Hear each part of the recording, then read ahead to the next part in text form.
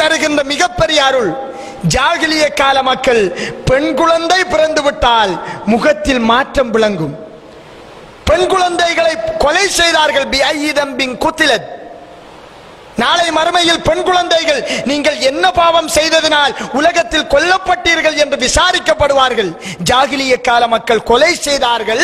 பெண் குழந்தை பிறந்துவிட்ட செய்தி கிடைத்தால் முகமெல்லாம் மாறிவிடுகிறது, கவலை முகத்தில் பற்றிக் கொள்கிறது. அதனுடைய எச்ச சொச்சங்கள் இன்றும் எமது சமுதாயத்தில் இருக்கிறது. மறுமையில் நமக்காக அல்லாஹ்விடம் வாதாடக்கூடியது பெண் குழந்தைகள். பின்னாடி சொல்கிறேன். இன்றைக்கும் எமது சமுதாயத்தில் அந்த பழக்கத்தின் வடிவங்களில் மாற்றம் இருந்தாலும் அந்த உணர்வுகள் இன்றும் எமது சமுதாயத்தில் கேவலமான பழக்கம் இருந்து கொண்டிருக்கிறது. திருமணம் முடித்தவர்களுக்கு மகப்பேற்று வந்துவிட்டால் வியோஜியிடம் சென்று ஸ்கேன் பண்ணுகிறார்கள். ஸ்கேனில் பெண் குழந்தை என்று தெரிந்துவிட்டால் யாரிடமும் சொல்ல மாட்டார்கள். ஆண் குழந்தை என்றால் ஆண் குழந்தை என்று எல்லோரிடமும் சொல்கிறார்கள். காரணம், ஆணுக்கொரு அளவுகோலும் பெண்ணுக்கொரு அளவுகோலும் இந்த சமுதாயம் வைத்திருக்கிறது. ஹதியா எடுப்பதற்காய் பலர் அலைந்து தருவார்கள், கஷ்டப்படுகிறார்கள், மறுப்பதற்கில்லை. ஆனால் அவர்கள் வந்தவுடன் சொல்கிற வார்த்தை, எனக்கு 5 பெண் குழந்தைகள் இருக்கிறார்கள். ஏன் அதை முற்படுத்துகிறார்கள்? இந்த சமுதாயம் பெண் குழந்தைகளை பாரமாக பார்க்கிறது, கஷ்டமாக பார்க்கிறது. இப்பொழுதும் அந்த ஜாகிலிய காலத்தின் எச்ச சொச்சங்கள் இருந்து கொண்டிருப்பதை பார்க்கிறோம். இமாம் அஹ்மத் அவர்கள் ஒரு விடயத்தை பதிவு செய்கிறார்கள். அல் அம்பியா ஹும் ஆபாஉல் பனாத். நபிமார்கள் அவர்கள் பெண் குழந்தைகளின் தகப்பனார்கள். நபிமார்கள் அதிகமான நபிமார்களுக்கு அல்லாஹ் தஆலா கொடுத்ததெல்லாம் பெண் குழந்தைகள்.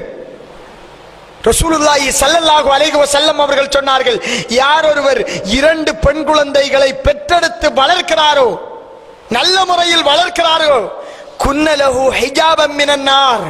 நாளை மறுமையில் அந்த 2 பெண் குழந்தைகளும் இந்த பெற்றோர்கள் நரகத்தில் விழவிடாமல் தடுப்பு சுவராக இருப்பார்கள். அல்லாஹ்விடம் பரிந்து பேசுவார்கள், யா அல்லாஹ் எனது பெற்றோர்கள் என்று அல்லாஹ்வுக்கு முன்னாடி நிற்பார்கள். ஆண் குழந்தைகளுக்கு கிடையாது இந்த சிறப்பு, பெண் குழந்தைகளுக்கு அல்லாஹ்வுடைய தூதர் சொன்னது.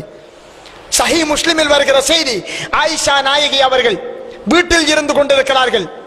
ஒரு பெண்மணி 2 கைகளிலும் 2 பெண் குழந்தைகளோடு வருகிறார்கள். 2 நாள் ஒன்றுமே சாப்பிடவில்லை, கடுமையான பசியோடு இருக்கிறார்கள். ஏதும் இருக்கிறதா என்று கேட்கிறார்கள். கேட்ட நேரத்தில் ஆயிஷா நாயகி வீட்டுக்குள் தேடி பார்க்கிறார். 3 ஈத்தம்பழம் இருக்கிறது. எடுத்து போய் அந்த பெண்ணிடம் கொடுக்கிறார். 2 குழந்தைகளுக்கும் 2ஐ கொடுத்துவிட்டு மீதி ஒன்றை தான் சாப்பிடுவதற்காய் 2ஆய் கிழிக்கிறார்கள். 2 குழந்தைகளும் பசியோடு வேகமாக சாப்பிட்டு விட்டு தாயின் முகத்தை பார்க்கிறது. தாய் தனக்கென்று வைத்திருந்ததை 2ஆக பிரித்து குழந்தைகளுக்கு கொடுக்கிறார்கள். கொடுத்தவுடன் ஆயிஷா நாயுடைய உள்ளம் மிக கவலை அடைகிறது. தாய் பசியோடே திரும்பி விடுகிறார்கள். ரசூலுல்லாஹி ஸல்லல்லாஹு அலைஹி வஸல்லம் அவர்கள் வீடு வந்தவுடன் உடனடியாக சொல்கிறார்கள், யா ரசூலல்லாஹ், இப்படி ஒரு சம்பவம் நடந்தது, கவலையாக இருக்கிறது, கொடுப்பதற்கு ஒன்றும் இல்லை. அல்லாஹ்வுடைய தூதர் சொன்னார்கள், இந்த தாய் செய்த செயல் அவளை சுவர்க்கத்துக்கு நுழைவிக்கலாம்.